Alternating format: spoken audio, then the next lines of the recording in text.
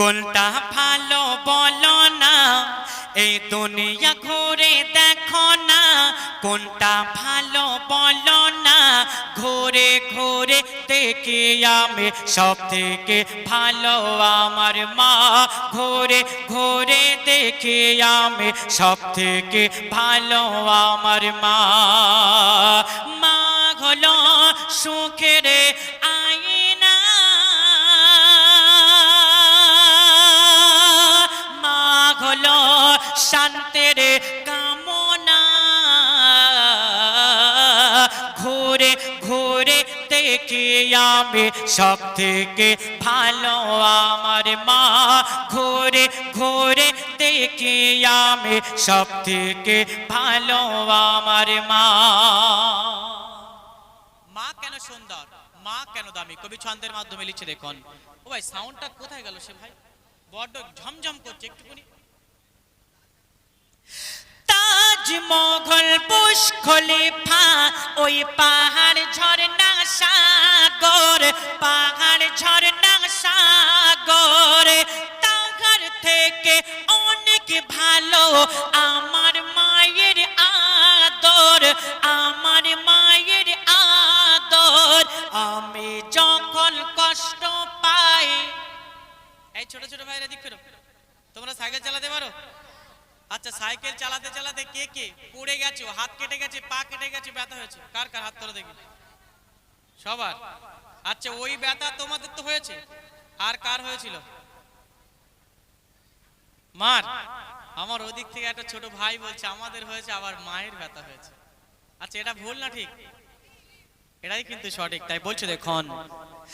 আমি যখন কষ্ট পাই লাগে মায়ের কোলে যায়, আমি যখন কষ্ট পাই লাগে মায়ের কোলে যায়।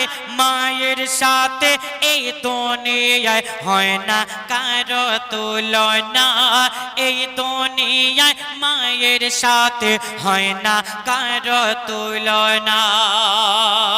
কেন? মা হলো সুখের আয়না,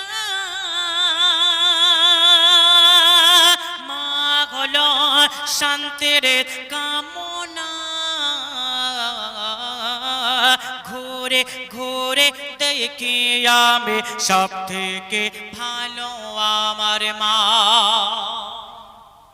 মুসা নবী একদিন আল্লাহকে জিজ্ঞাসা করছে, আল্লাহ পাক আমার সঙ্গে কে জান্নাতে যাবে তুমি আমাকে একটু বলে দাও।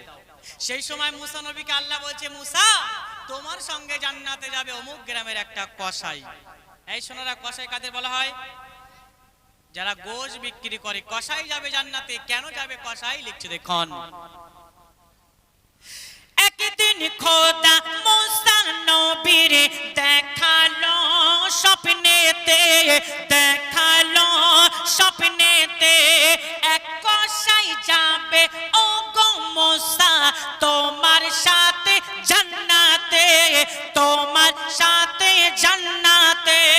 মুসা নবী অবাক হয়, মুসার ঘুম ভেঙে যায়, খুঁজতে থাকে মুসা নবী ওই কসাইয়ের ঠিকানা, খুঁজতে থাকে মুসা নবী ওই কসাইয়ের ঠিকানা। মুসা নবী চিন্তায় পড়ে গেল, আল্লাহকে বলছে, আল্লাহ পাক ওই কসাইয়ের বাড়ি একটু পৌঁছে দাও আমাকে। ওই কসাই কি কাজ করে আমি একটু দেখবো, কি আমল করে আমি দেখবো। কিন্তু মুসা নবী তানার গ্রামে চলে গেল, আল্লাহর কথা শুনে ঠিকানায় চলে গিয়ে দেখছে ওই কসাই কিছু গোশ নিয়ে বাড়ি চলে যাচ্ছে।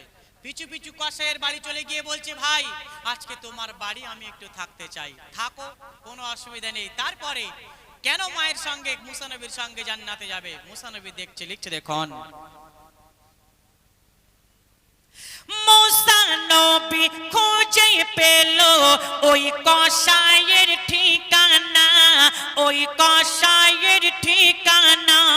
মুসা নবী দেখতে লাগে ওই কসাই করে কি কাজখানা, ওই কসাই করে কি আমল খানা। তখন দেখতে পাই প্রতিদিন নিজের হাতে রান্না করে কসাই, রান্না করে কসাই।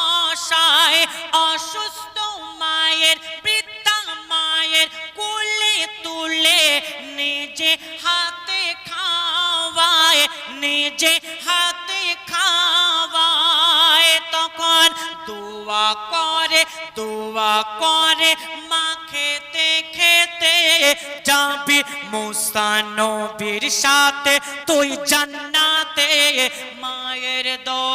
মায়ের দোয়া সাথে সাথে কবুল করে রব্বানা। মায়ের দোয়া সাথে সাথে কবুল করে রব্বানা। মুসা নবী চুপচাপ বসে বসে দেখছে কসাই কি কাজ করে, কিন্তু দেখতে পেল প্রত্যেক দিনের ন্যায় সেদিনও রান্না করে তার বৃদ্ধা মাকে যখন খাওয়াতে যায়, ওই গর্ভধারিণী মা প্রত্যেক দিন দোয়া বলে। এই ছোট ছোট ভাইরা বুঝতে পারছো তো গজল কি দোয়া বলে? চিন্তা করছে কি করে, কেন কসাই হাসছে? মা যখন দোয়া বলে প্রত্যেক দিন কসাই হাসে, সেদিনও হাসছে। মুসা নবী বলছে, কসাই ভাই তোমার মা কানে কানে কি বলেছে একটু শোনাও না আমাকে, কেন তুমি হাসছো? বলে, আমার মাকে যখন আমি প্রত্যেক দিন খাওয়াতে যাই, আমার গর্ভধারিণী আমার মা, আমার বৃদ্ধা মা প্রত্যেক দিন আল্লাহর কাছে দোয়া করে, আল্লাহ আমার সন্তানকে তুমি মুসা নবীর সঙ্গে জান্নাতে নিয়ে যাও। সুবহানাল্লাহ বলবে না কেউ? আমরা জান্নাতে যেতে পারবো? ইনশাআল্লাহ পারবো, তবে মাকে ভালোবাসতে হবে। সামান্য কসাই মাকে ভালোবাসার কারণে মুসা নবীর সঙ্গে জান্নাতে যাবে। শুনলেন সেই মুসা নবীর ঘটনা।